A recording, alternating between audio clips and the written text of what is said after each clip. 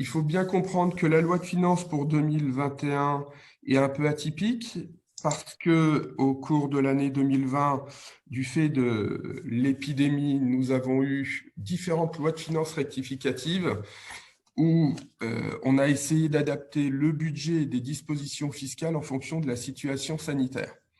Et on retrouve dans la loi de finances pour 2021 des mesures exceptionnelles de soutien à l'économie. On va pouvoir vous les détailler avec des dispositions très intéressantes.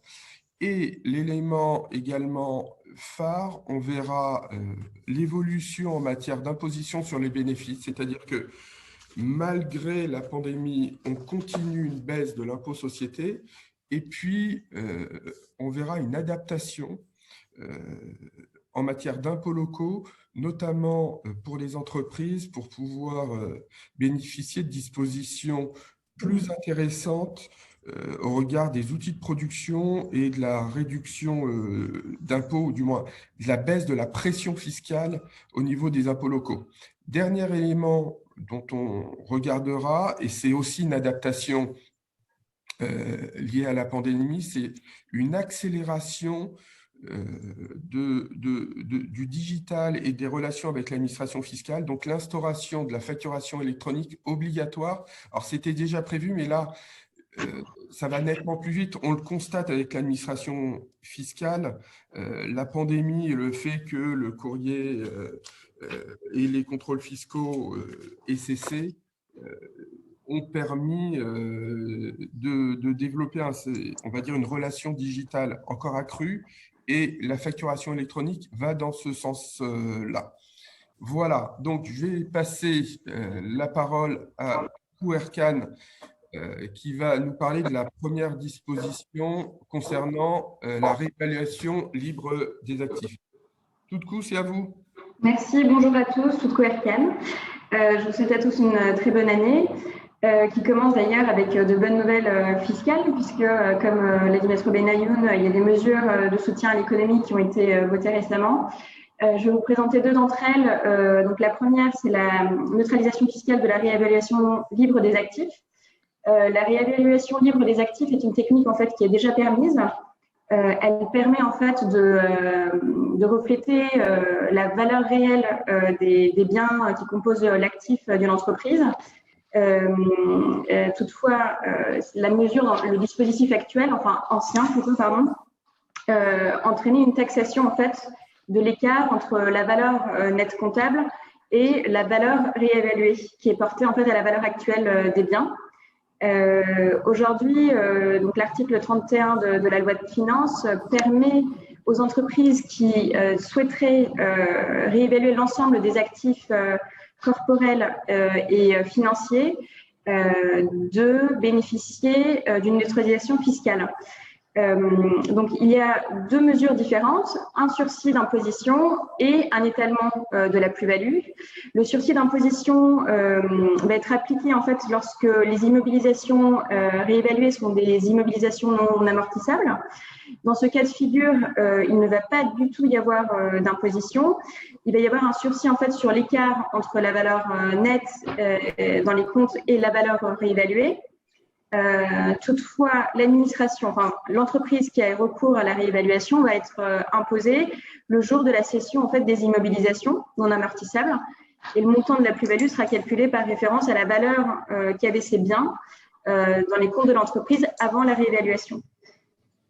Donc ça, c'est le premier point, donc le sursis d'imposition. Le deuxième concerne l'étalement en fait de la plus-value latente, en quelque sorte. L'étalement, la durée d'étalement va dépendre de la nature du bien. Donc, il va soit s'étaler en fait sur 15 ans si la réévaluation concerne des constructions, des plantations, les agencements, par exemple. Et sinon, il sera pour toutes les autres immobilisations amortissables, l'étalement sera sur 5 ans.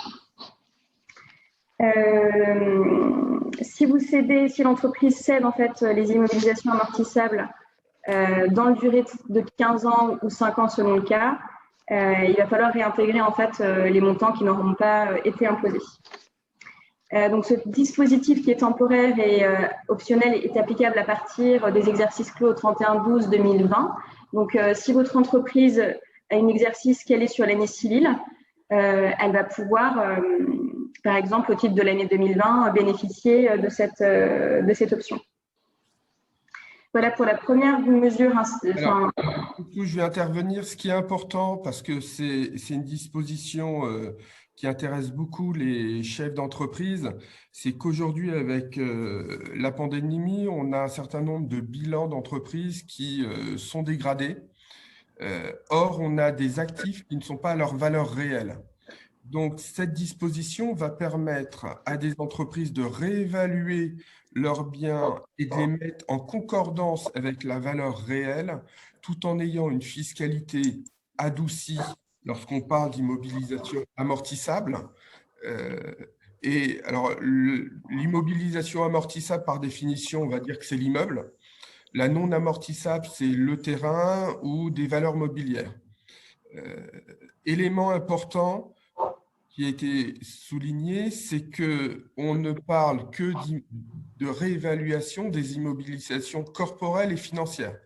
Ça ne concerne pas les immobilisations incorporelles. Et notamment, la principale immobilisation incorporelle, c'est le fonds de commerce. Parce qu'effectivement, l'administration n'a pas voulu rentrer sur ce débat-là. Elle aurait pu le faire, mais c'était un peu plus compliqué. Élément important, donc, comme on l'a précisé, c'est ouvert pour les exercices à compter du 31 décembre 2020. Donc, ça veut dire exercice souvent 2020, 2021, 2022. Ça sera accompagné vraisemblablement d'un suivi de plus-value en plus dans l'alias fiscal, puisque par définition, le jour où vous allez céder ces immobilisations, il faudra les céder en tenant compte pour les immobilisations non amortissables de la valeur réelle et pas de la valeur de réévaluation. Voilà sur ce point. Tout de coup, je vous passe la parole sur le deuxième point qui est les plus-values réalisées lors d'une cession bail d'immeuble.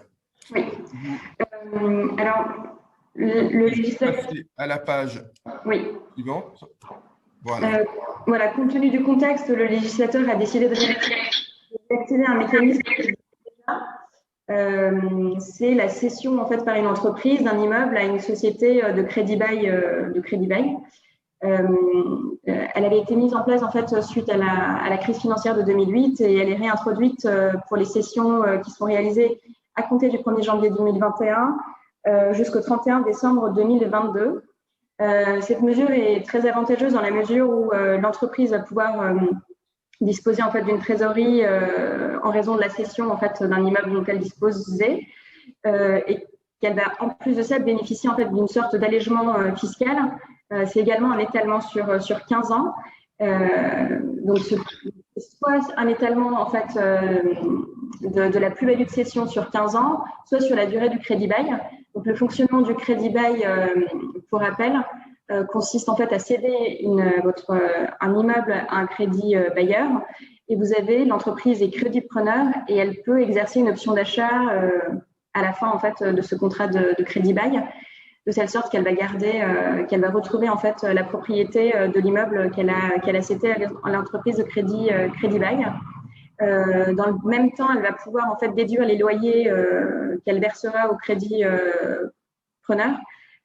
Au crédit bailleur, pardon. Donc, c'est une mesure très avantageuse. La seule différence, en fait, par rapport à l'ancien dispositif, c'est qu'elle ne s'appliquera plus à la cession des immeubles de placement, mais uniquement aux activités, enfin, aux immeubles affectés à l'activité commerciale, industrielle, artisanale, libérale et agricole. Toutefois, une exception est prévue pour les immeubles de placement. Si l'entreprise crédit preneuse décide de sous-louer elle-même à une entreprise à laquelle elle est liée, elle va pouvoir en fait, considérer en fait que cette opération relève bien d'une activité commerciale. Voilà pour cette mesure. Alors, je vais juste rajouter un élément, c'est que on revient sur un ancien régime qui avait été modifié de mémoire pour la loi de finances pour 2013 par François Hollande. C'est quelque chose qui était extrêmement utilisé, et puis du jour au lendemain, dans la mesure où lorsqu'on refinançait, on faisait un leaseback d'un bien, souvent un bien immobilier, on avait une fiscalité très importante, c'était abandonné. L'objectif, et on voit bien, hein, on est dans les mesures exceptionnelles de soutien à l'économie, l'objectif est de donner du cash aux entreprises avec une fiscalité qui va être échelonnée et donc supportable par l'entreprise. Donc, on revient sur un ancien mécanisme qui existait pour, encore une fois, donner plus de disponibilité à l'entreprise et plus de flexibilité. On va à présent passer aux dispositions qui concernent les abandons de loyer et je donne donc la parole à Enora Boulinet. Enora? Bonjour à tous, vous m'entendez? Oui. Super. Donc, Enora Bouzinet. Alors, je vais juste changer de page, ça va être plus simple. Hop, un instant. Voilà. Super. Donc, je vais vous parler du crédit d'impôt pour abandon de loyer qui est consenti aux entreprises affectées par la crise sanitaire. La loi de finances pour 2021, en son article 20, instaure un crédit d'impôt pour abandon de loyer.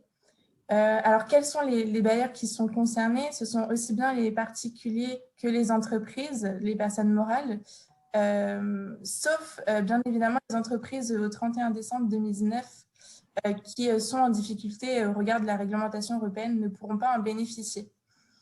Les entreprises exonérées d'IR ou d'IS pourront également en bénéficier. Les abandons de loyers qui sont concernés sont les abandons qui ont été consentis avant le 31 décembre 2021. Les abandons de loyers donc, doivent être consentis avant le 31 décembre 2021. Il y a également des conditions que doivent relever les entreprises locataires, que doivent remplir les entreprises locataires, pardon. Ce sont notamment celles qui ont pris en location des locaux qui ont fait l'objet d'une interdiction d'accueil au public ou qui exercent une activité principale dans un secteur mentionné, décret 2020-371 du 30 mars 2020.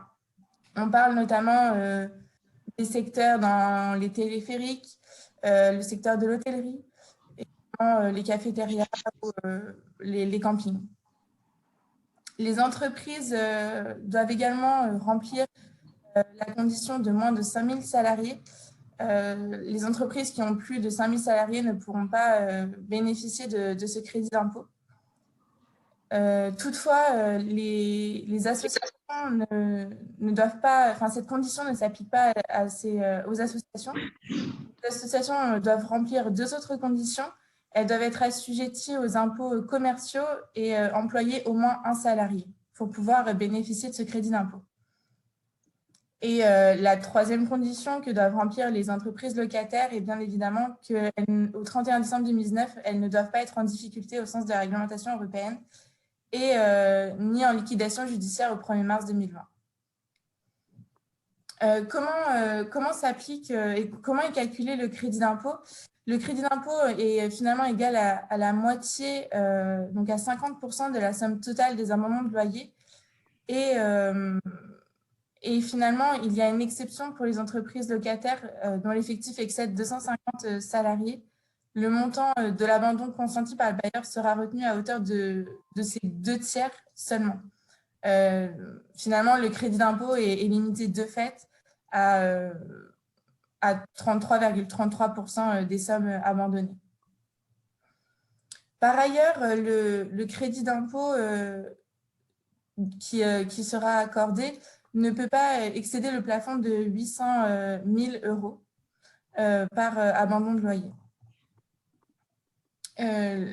Comment sera imputé le crédit d'impôt? Il faut faire la distinction entre à l'IR et à l'IS. Pour l'IR, il s'imputera, donc pour le calcul de l'IR, il s'imputera au titre de l'année au cours duquel les abandons de loyer ont été consentis. Et l'administration, bien évidemment, restituera l'excédent si le crédit d'impôt excède l'impôt dû. À l'IS, c'est la même chose. Il s'imputera donc sur l'impôt dû au titre d'exercice au cours duquel les amendements de loyer ont été consentis. Et si le montant du crédit d'impôt excède l'impôt dû, l'excédent sera restitué par l'administration. Voilà, j'en ai fini donc pour le crédit d'impôt sur l'abandon de... Alors, je vais préciser 2 points quand même importants. Ça concerne bien les locaux qui ont fait l'objet d'une interdiction d'accueil du public. Donc, ça concerne toute la première période de confinement et ça concerne certaines activités dans le cadre de la deuxième période de confinement. On est effectivement, le sujet principal concerne les entreprises de restauration et hôtellerie. La difficulté qu'on voit nous, en pratique, et la limitation du plafond de 800 000 € pour les grosses entreprises, parce qu'on peut rapidement atteindre ce montant-là. Donc, par expérience, les bailleurs font signer des attestations aux entreprises pour qu'elles certifient qu'elles ne dépassent pas le plafond de 800 000 €. Alors, je serais curieux de savoir comment ça va être vérifié et si vraiment ça peut être vérifié. Mais voilà. Autre difficulté, c'est lorsqu'on a une société holding dans laquelle est logé un certain nombre de salariés qui rendent des prestations à des filiales, que ce soit par exemple la restauration, l'hôtellerie ou les entreprises concernées par les premières fermetures. On va avoir des difficultés au niveau des loyers et donc de pouvoir bénéficier de cette disposition. Autre chose, on a des restrictions au niveau des groupes de sociétés. Donc, pour le commerçant indépendant, c'est relativement facile à appliquer en discussion avec son bailleur. Lorsqu'on commence à avoir une entreprise avec un nombre important de baux, il y a une vraie discussion. Et d'ailleurs, on s'est rendu compte que lorsque les groupements avaient beaucoup de baux, la discussion se faisait directement avec Bercy pour pouvoir faire bénéficier et discuter avec ses bailleurs. Voilà, on va pouvoir passer à la deuxième des déductibilités des abandons de loyer. Donc, la loi de finances pour 2021 a prorogé le dispositif qu'avait mis en place donc la deuxième loi de finances rectificative pour 2020. Elle proroge en fait le dispositif qui permet la déductibilité des abandons de loyer. On peut retrouver donc, ce dispositif à l'article 249 de la loi de finances pour 2021. Qu'est-ce que disait la deuxième loi de finances rectificative pour 2020 ? Elle prévoyait que pour les exercices clos à compter du 15 avril 2020, les bailleurs avaient la possibilité de déduire les abandons de loyer d'immeubles qui avaient été consentis entre le 15 avril 2020 et le 31 décembre 2020. Ce dispositif, du moins cette possibilité pour les bailleurs, pouvait être faite sans avoir à démontrer que le caractère commercial de l'abandon, qu'il y avait une absence de caractère commercial et l'absence d'acte anormal de gestion. Le bailleur donc, pouvait déduire les abandons de loyer et le locataire bénéficiaire des abandons de créances devait constater en contrepartie et dans les conditions normales de détermination du résultat fiscal un produit imposable et qui viendrait constater la charge de loyer correspondante. Pour que ce dispositif soit applicable, le locataire ne doit pas être une entreprise liée au sens de l'article 39, alinéa 12 du Code général des impôts. Cet alinéa, en fait, est la condition de détention directe ou indirecte de la majorité du capital social par une entreprise. Cependant, donc, concernant le droit au report en avant des déficits subis par les entreprises soumises à l'IS, la loi autorise que la limite de 1 million d'euros prévue à l'article 209 soit majorée du montant des abandons de créances. Et donc, finalement, la loi de finances proroge ce dispositif qui avait été mis en place par la loi de finances rectificative, elle le proroge pour jusqu'au 30 juin 2021. Donc, ça signifie en pratique que sont concernés les abandons de loyer du 1er janvier 2020 au 30 juin 2021. Lorsqu'on vous explique qu'on modifie la règle de l'article 209.1 du CGI, c'est la limitation de déductibilité au niveau des pertes des sociétés. Donc, ça signifie qu'on va pouvoir aller plus loin et comprendre l'abandon de loyer en dehors de cette limitation. Faut bien faire attention lorsqu'on se trouve dans des situations où le locataire est directement ou indirectement le propriétaire. L'administration l'a bien souligné dans différents commentaires. Et il faudra démontrer les difficultés rencontrées par l'entreprise pour qu'on puisse procéder à des abandons de loyer. Merci Enora. Alors, on a terminé à présent l'aspect qui est lié aux difficultés, on va dire aux dispositions de soutien à l'économie. Et puis, on va rentrer dans des dispositions plus classiques. À présent, donc, je donne la parole. Adèle, c'est à vous, concernant l'impôt sur les bénéfices. Je vais vous changer de page. Bonjour à tous. Donc, concernant l'impôt sur les bénéfices qu'on appelle finalement l'IS, c'est l'impôt sur les sociétés, on a une modification. Alors, c'était prévu depuis un moment et ensuite, au contexte, on s'est un petit peu demandé est-ce qu'il allait être maintenu puisqu'il était particulièrement bénéfique pour les sociétés. Et fort heureusement, ça a été maintenu, à savoir qu'en fait, le taux d'IS baisse. Donc, il est passé de 33 à 28,5. Puis maintenant, à partir de 2021, il est fixé à 26,5% pour toutes les entreprises dont le chiffre d'affaires est inférieur à 250 millions d'euros. À noter que on a parmi nous des personnes qui ont des entreprises qui ont des chiffres d'affaires au-delà de 250 millions d'euros, on est à un taux à 27,5. Même pour elles, le taux d'IS baisse. Il y a une particularité quand même à cette baisse du taux d'IS, c'est qu'il ne s'applique qu'aux exercices qui sont ouverts à compter du 1er janvier 2021. En pratique, ça signifie que tous les exercices décalés qui ont été ouverts et qui sont en cours au 1er janvier 2021 ne peuvent pas bénéficier pour le moment de ce taux à 26,5. Par exemple, les exercices qui clôturent au 30 septembre et donc du coup qui ont ouvert leur exercice au 1er octobre 2020 et qui sont actuellement en cours ne peuvent pas bénéficier de ce taux. En revanche, ils en bénéficieront évidemment en décalé. Et la bonne nouvelle aussi, c'est que le taux, normalement, et ça a été confirmé, va continuer à baisser en 2022 pour passer à 25%.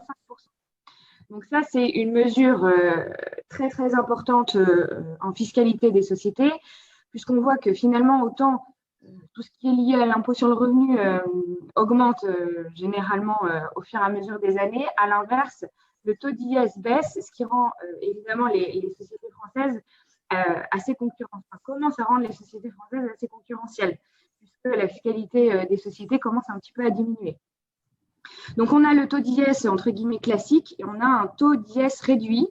Et ce taux d'IS réduit de 15%, qui est dans la limite de 38 200 euros du bénéfice imposable sur une période de 12 mois, avait un champ d'application qui était assez limité et l'administration fiscale, enfin la loi de finances pour 2021 a décidé de l'élargir, puisque pareil pour les exercices ouverts à compter du 1er janvier 2021, toutes les PME qui sont passibles de l'IS et qui ont un chiffre d'affaires hors taxe qui est inférieur à 10 millions d'euros pourront bénéficier de ce taux réduit de 15%, sachant qu'avant, il fallait au maximum faire un chiffre d'affaires de 7,63 millions d'euros. Voilà. Les conditions pour pouvoir en bénéficier, ça n'ont pas bougé. C'est avoir un capital entièrement libéré et que le capital soit détenu au moins pour 75% par des personnes physiques ou sinon par une société qui elle-même répond à ces conditions-là. Voilà. Donc, pour l'IS, c'est à peu près tout ce qu'il y avait dans la loi de finances cette année, mais qui est quand même particulièrement intéressant pour nos sociétés françaises. Merci Adèle, j'ai rien à rajouter. Julie Ménette, c'est à vous pour nous parler des impôts locaux et des dispositions très intéressantes. Alors ça passe un peu inaperçu parce que c'est beaucoup moins commercial que l'impôt société, mais c'est les dispositions concernant l'allègement sur les impôts de production pesant sur les entreprises et notamment dans le cadre des sociétés industrielles, puisque c'est elles qui sont particulièrement concernées. Julie, je vous passe la parole et voilà la page. Bonjour à tous. Donc, en effet, la loi de finances pour 2021 poursuit un certain nombre de mesures et vient alléger les impôts de production. Donc, on a une baisse de la CVAE notamment, une baisse du taux de plafonnement de la CET. La baisse de la CVAE, en fait, elle consiste en une réduction de 50% du taux. Donc, le taux était initialement à 1,50 et il passe désormais à 0,75%. Vous avez, en fonction du montant du chiffre d'affaires des entreprises, le taux effectif d'imposition avec un comparatif entre le taux actuel et le taux prévu dans la loi de finances pour 2021. Donc, il faut savoir aussi que les dégrèvements complémentaires initialement de 1 000 € prévus pour les petites entreprises, c'est-à-dire les entreprises dont le chiffre d'affaires hors taxe est inférieur à 2 millions d'euros, est également réduit de 50%. Donc, il passe à 500 €. Et il en est de même, évidemment, du montant minimal de la cotisation CVAE, qui est également divisé par 2 et qui est désormais de 125 € et non plus de 250 €. Voilà.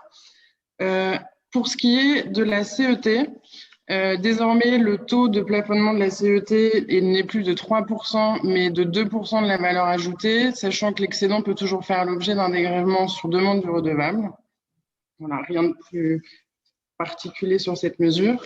Et par contre, concernant les règles de détermination de la valeur locative des établissements industriels, alors il faut savoir que c'est la loi de finances, en fait, toujours dans un but d'alléger l'imposition des établissements industriels, c'est toujours dans la même logique. Elle diminue la valeur locative résultant de la méthode comptable par une réduction de moitié des taux d'intérêt applicables. Alors, la valeur locative, c'est celle des immobilisations industrielles, c'est celle qui sert de base à la taxe foncière sur les propriétés bâties et à la CFE. Et en principe, elle est déterminée par le biais d'une méthode dite comptable qui consiste à appliquer au prix de revient des différents éléments qui constituent l'établissement des taux d'intérêt fixés par décret.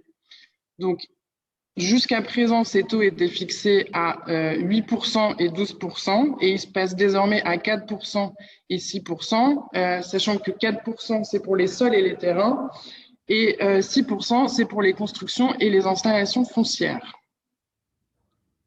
Voilà pour la partie sur les impôts locaux.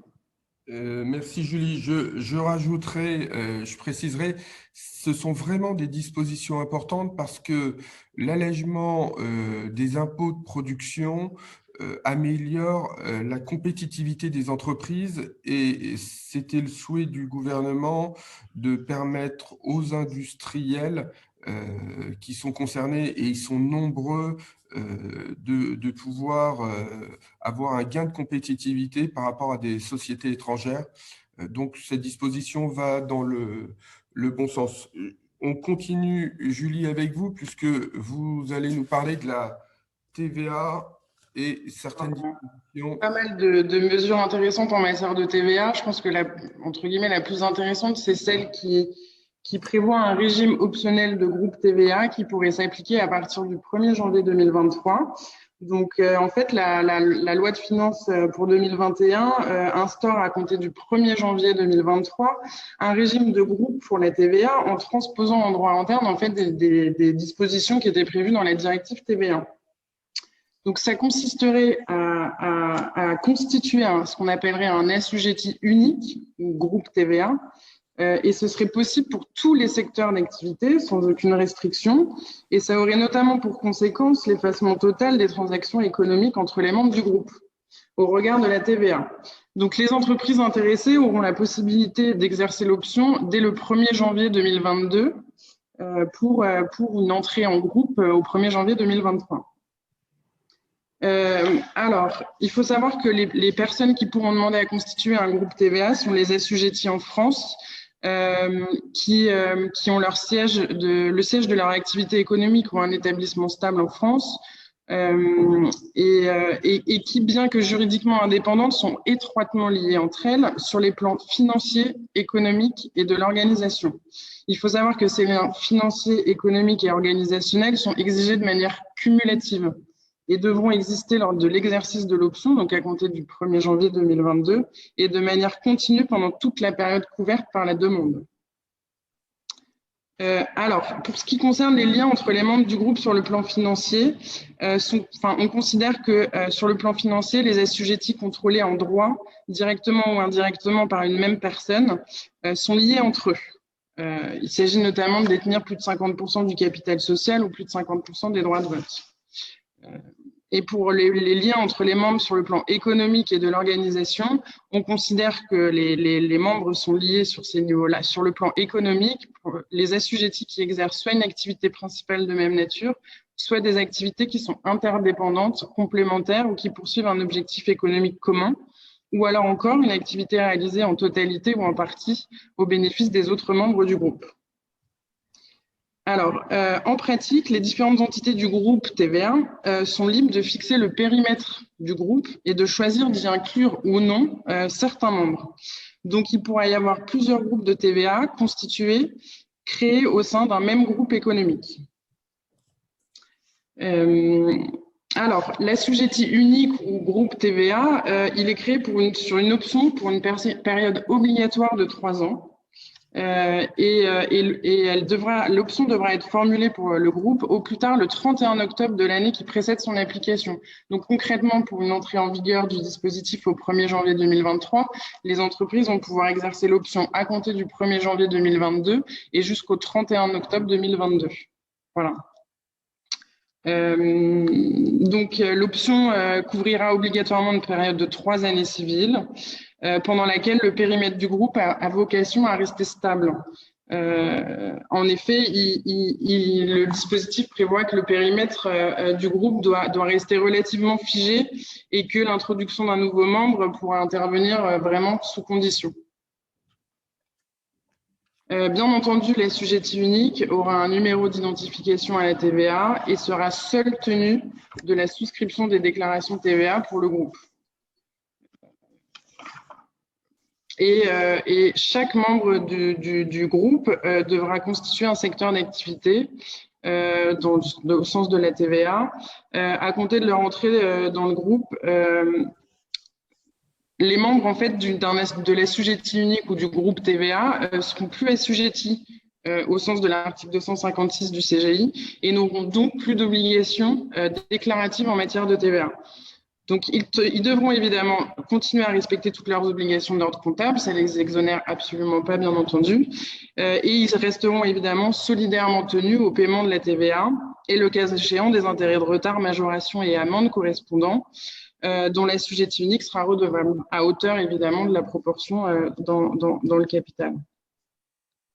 Donc, toute entité membre du groupe constituera un secteur d'activité distinct de l'assujetti aux fins de la TVA. La création de ces secteurs distincts en fait, permettra de simplifier le suivi, notamment des droits à déduction, en fonction des différentes activités exercées par les membres du groupe. Voilà, donc je pense que c'est un dispositif qui sera très intéressant à voir, évidemment, comment spécifier toute la mise en place d'ici le 1er janvier 2023. Georges, je ne sais pas si vous voulez ajouter quelque chose. Non, on a été complet. C'est vrai que c'est une création importante. Comme toujours en matière TVA, on va avoir une mise en application compliquée et on ne voit pas obligatoirement immédiatement le gain que ça peut créer au niveau des entreprises. Mais effectivement, pour les groupes, avoir créé un régime de groupe de TVA, qui est une disposition européenne, c'est à mon avis un avantage. Alors, on va du coup aller un peu plus vite sur les 3 autres dispositions, Julie. Donc, on a des éclaircissements sur ce qu'on appelle les offres composites ou les offres complexes uniques en matière de TVA.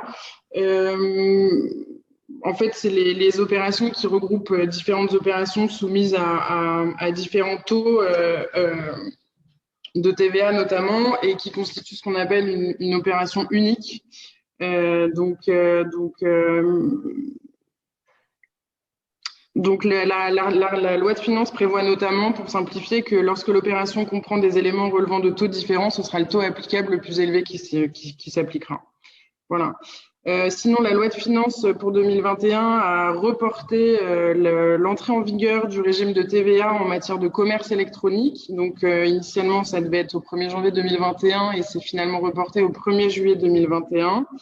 Elle précise également qu'il y a l'application du taux de TVA de 20% aux importations de biens faisant l'objet d'une vente à distance de biens importés contenus dans des envois d'une valeur ne dépassant pas 150 €.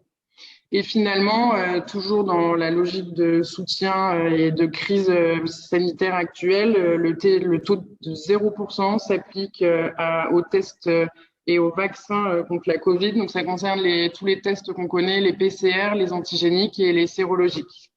Voilà. Merci Julie. On va terminer à présent avec Adèle au sujet de la facturation électronique. Adèle, vous pouvez y aller. Voilà, c'est ce que je voulais te dire. Adèle? Oui. Voilà, allez-y. Ouais, ok.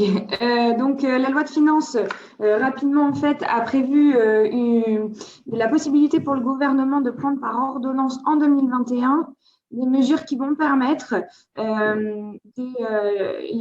mise en place finalement dématérialisée de tout ce qui est lié à la facturation. Donc, à savoir une facturation électronique qui va être obligatoire pour toutes les transactions entre les entreprises et une obligation de transmission dématérialisée au profit de l'administration fiscale de l'ensemble des données de facturation et de paiement pour toutes les transactions qui sont réalisées avec des personnes physiques ou des opérateurs étrangers. En fait, quel est l'objectif derrière cette mesure qui va être mise en place courant 2021 par le gouvernement? En fait, c'est de pouvoir faire des recoupements entre les achats, les ventes, etc., pour pouvoir lutter contre la fraude fiscale, c'est l'objectif principal, et également de pouvoir anticiper le pré-remplissage des déclarations TVA pour les entreprises qui ont également pour l'objectif d'éviter la fraude fiscale au niveau de la TVA. Il y a un calendrier particulier qui est mis en place, en tout cas qui est prévu à ce jour. 2023, on aura une obligation de réception des factures électroniques pour toutes les entreprises. Et entre 2023 et 2025, selon la taille de l'entreprise, donc chaque année, ça va découler d'une grosse entreprise jusqu'au PME-TPE en 2025, on va passer à cette fameuse obligation d'émission des factures sous format électronique et la transmission des données dématérialisées sous le même format auprès de l'administration fiscale. En 2023 pour les grandes et jusqu'à 2025 pour les TPE, comme je vous disais. Voilà. Merci Adèle. On a donc terminé la présentation des principales dispositions de la loi de finances pour 2021.